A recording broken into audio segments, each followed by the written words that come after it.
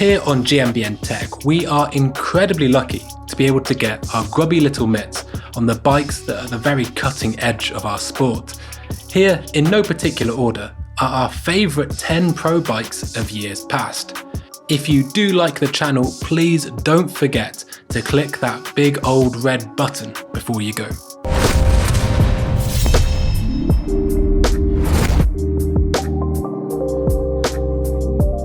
How could we not have a top 10 regarding pro bikes and not include Sam Hill?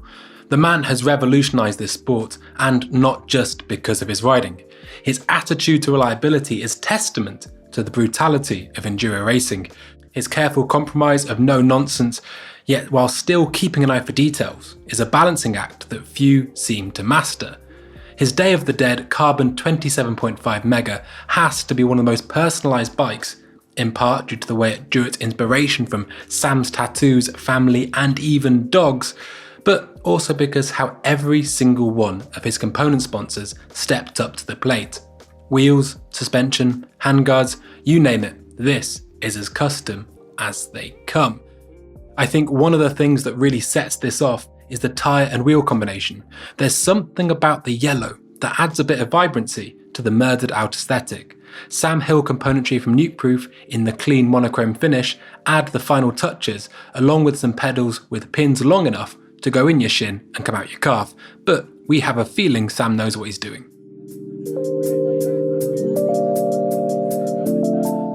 Bernard Kerr's custom pivot Phoenix 29er for World Champs at Mont Sainte-Anne is truly a sight to behold. The Fat Creations paint job complements the shape of the bike, and it, for my money, was one of the best looking bikes of World Championships 2019. It was inspired by the Honda CR500 and a nod to Bernard's A1 motor ambitions. Some interesting customization, including a prototype alloy linkage and changeable geometry. The bike was absolutely whopping as well, but that didn't seem to slow Bernard down. He won Red Bull Hardline just a few hours after we checked it. Maybe we were something of a good luck charm. On paper, you might be at risk of thinking the colours would prove something like a sensory overload, but it just works, even down to the yellow Reynolds logos and the beefy Fox 49 in their famous factory orange. I think my favourite thing about race bikes is their sense of purpose and the feeling that everything is pulling in the same direction. Now, this isn't a race bike, far from it, but its purposeful and pragmatic approach are there to satiate those who are on standby with pitchforks whenever 29er Enduro Super Boost bikes with Bluetooth gears come along. This generation of gambler was something of a cult classic, and although it wasn't always the racer's bike of choice, it was a huge hit with freeriders and park rats alike. The striking shape of the linkage-driven single pivot still stands out.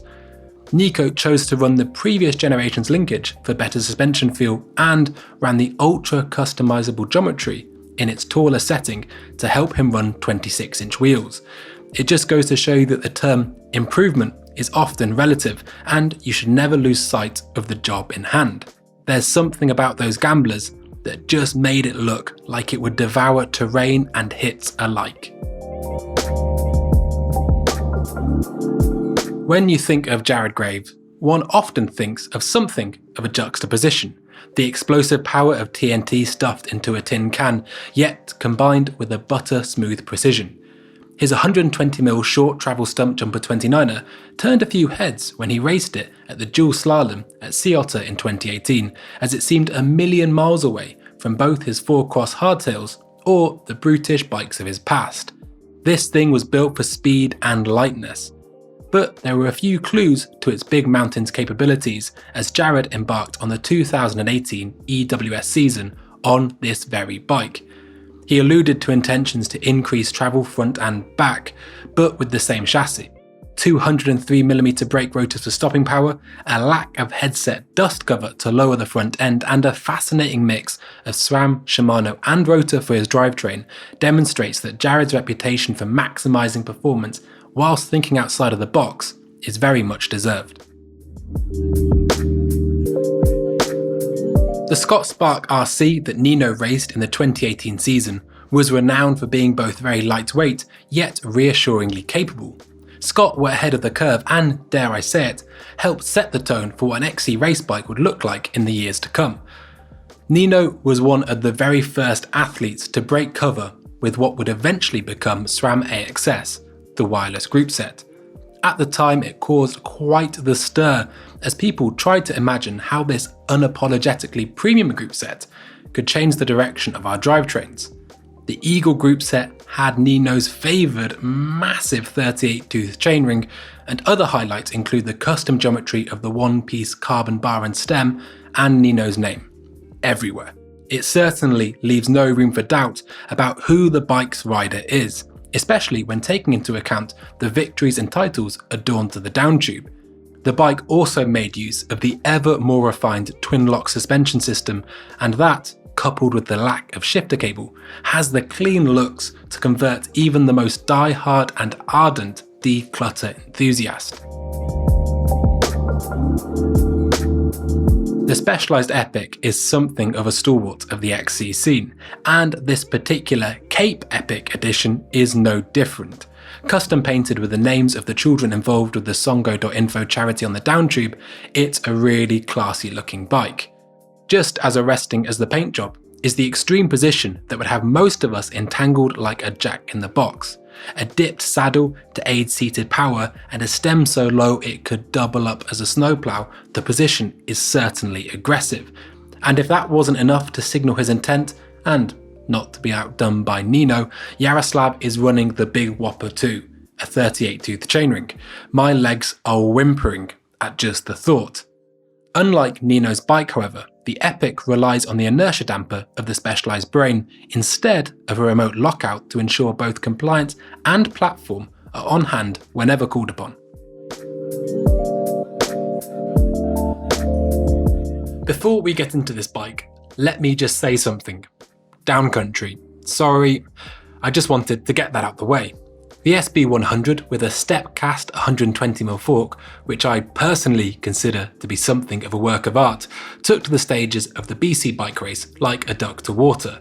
A 55mm stem, mudguard and a chain device would seldom have been seen on such a short travel bike until the last couple of years. The drool-worthy YETI turquoise matches perfectly with the fork and Kashima, amongst other things, and the Switch Infinity suspension system is a sight for sore eyes.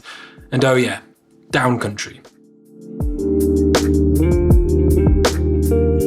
The Cannondale Jekyll has come and gone with various different guises over the years. It wasn't so long ago that it had a very unique 2-travel mode shock that set it apart from the crowd. Here, Jerome's bike takes a step back towards conventional, but this Cannondale, still being a Cannondale, cut a recognisable silhouette. There are some lovely details on this bike. Not least the different rim materials, but also the grip shift actuated lockout. This almost feels like a nod to previous generations of the split character Jekyll. Jerome was a pioneer for enduro, and although this bike is nearly 3 years old, it wouldn't be out of place with the current whack a coil on it trend. Some of Jerome's greatest wins are listed on the top tube, as well as some more personal details on the back of the seat tube. I think its subtle livery and the matching decals are such a classy tribute to one of the riders synonymous with the Enduro World Series. LAURIE Greenland's MONDRAKER SUMMUM showed us what a textbook execution of the mullet bike looks like.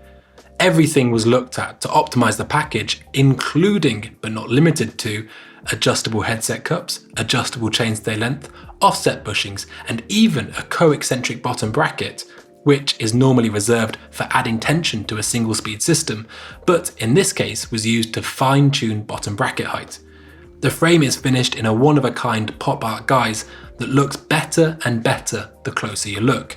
The bike was covered in silencing to ensure a quiet ride, and LAURIE opted for the classy-looking Shimano XTR 4-pods instead of the Saints. The matte black rental bars certainly looked the part, and the setup was absolutely slammed as a way to ensure the larger front wheel didn't bring the front end of the bike beyond LAURIE's preference. This was my first bike check for GMBN, so maybe I'm sentimental. I had followed this bike's different stages of prototyping with a keen interest. There is just something about it, the linkage encasing and almost concealing the remotely actuated fast suspension coil shock, the clean lines, or maybe just the French racing heritage. I'm not sure, but it looks great.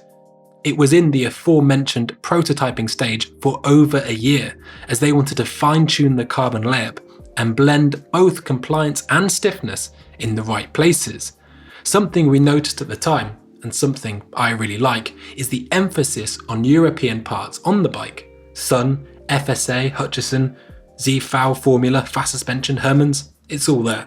The formula fork has always garnered a lot of attention due to the ease of changing the compression tune, which can simply be done by removing it from the top of the fork. And the fast suspension rear shock has customizability to match, thanks to its small team of French engineers who put racing above all else. So there are my top 10 pro bikes from GMBN. Get in the comments to let us know what your favourite was, and as always, don't forget to like and subscribe. Thank you very much for watching.